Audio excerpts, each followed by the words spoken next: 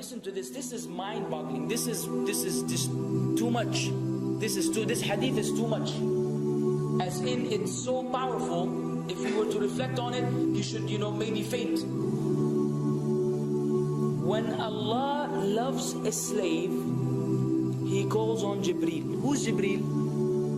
You know who Jibreel is? The greatest of the malaika, as far as Ahl Sunnah wal Jama'ah. The one whom when the Prophet ﷺ saw, he fainted alayhi salatu wasalam, because of his wings had covered the horizon. Jibreel, the angel who's responsible for the most virtuous thing, which is conveying the revelation from Allah to the messengers of Allah. Jibreel, and what do you know about Jibreel? Allah said, whoever is adu, whoever is an enemy to Jibreel, then Allah is the enemy to the disbelievers. Allah defended Jibreel in the Quran. Jibreel, the one who took the Prophet ﷺ in Al-Isra al-Mi'raj, in the ascension to the heavens. Jibreel, the malak, which we don't know what to say about, because of his honor and his virtue in the sight of Allah. Allah will call on him to share with him the love which He has for you. Allah doesn't need to do this. He could not do this, but Allah likes to do this, so He does it. He says, I love Fulan.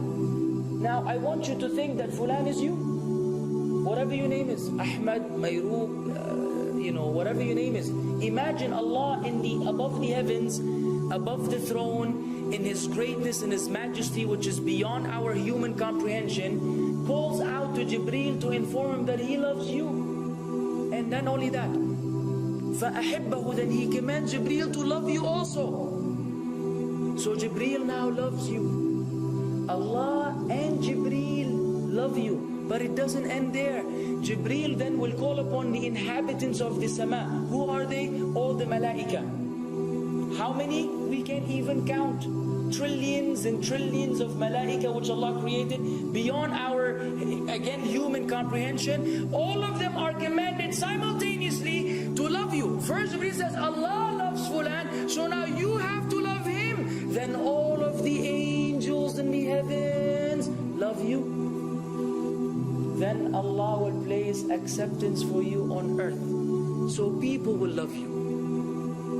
Not everyone. You may be saying, why do I have enemies?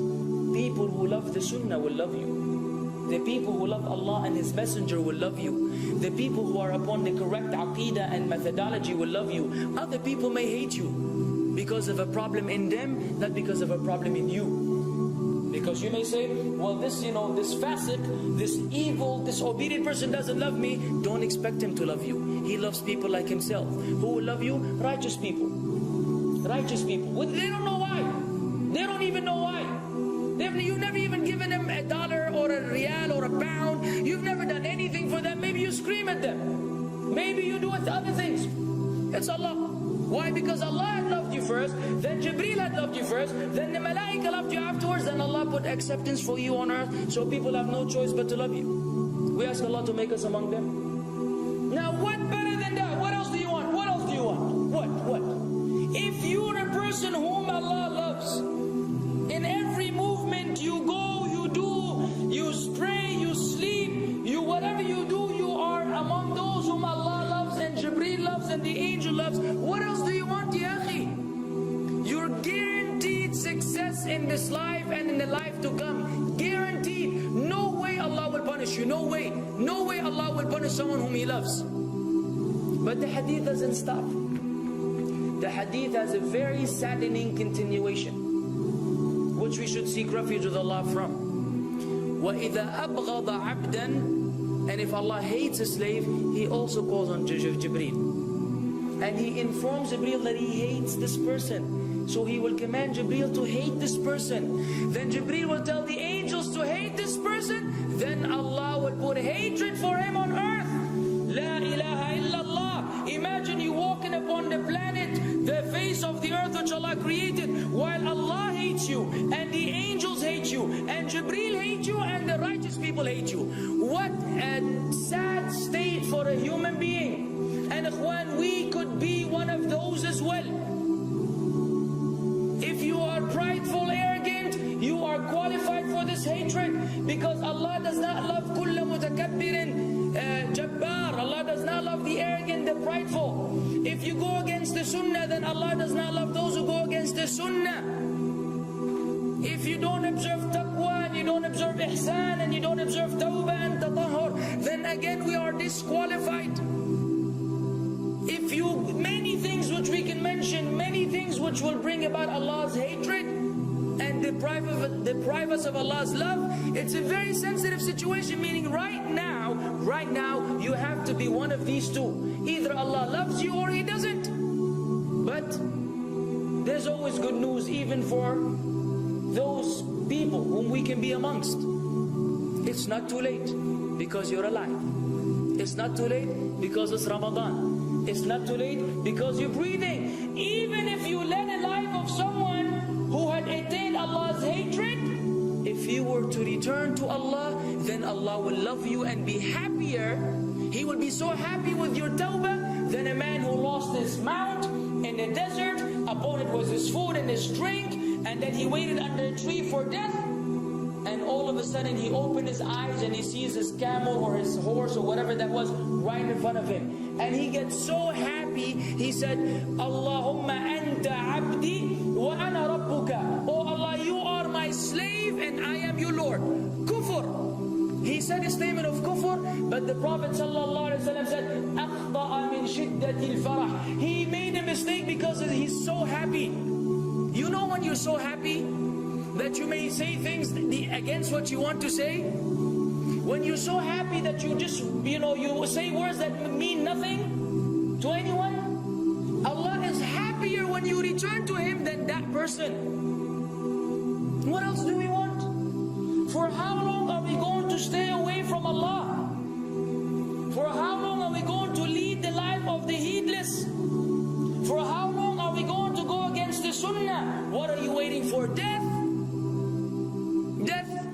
حتى إذا جاء أحدهم الموت قال رب ارجعون لعلي أعمل صالحا فيما تركت كلا.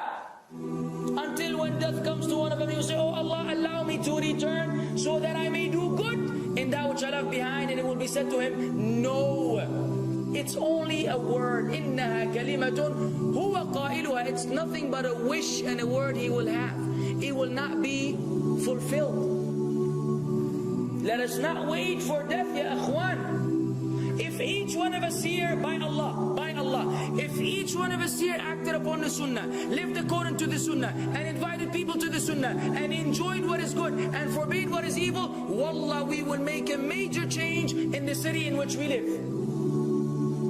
And if Muslims hearing this all over the world had that same attitude, then we will change the condition of the whole ummah. So no enemy can come and play games with us. We will squash them, all of them, because Allah will defend. إِن تَنْصُرُ اللَّهِ يَنْصُرْكُمْ وَيُثَبِّتْ أَقْدَامَكُمْ. If you aid Allah's deen, Allah will aid you and will keep your feet firm. But we don't even live according to the sunnah, let alone be given victory over the enemies. So we're being humiliated in everywhere we go in the world. So let us make that change. Now that Ramadan is here, now that you've been given this sudden inclination towards good, if we don't succeed, if we don't take advantage of this month, wallahi, we are losers. If Ramadan ends and you are the same way you were before Ramadan began, then one of us is a loser. If we don't return to Allah after Ramadan, then we are losers as well. So tonight, bi'idhnillah, always on our mind, attaining Allah's love, acquiring Allah's love, fetching for the sunnah and acting upon it whenever we're able to do so.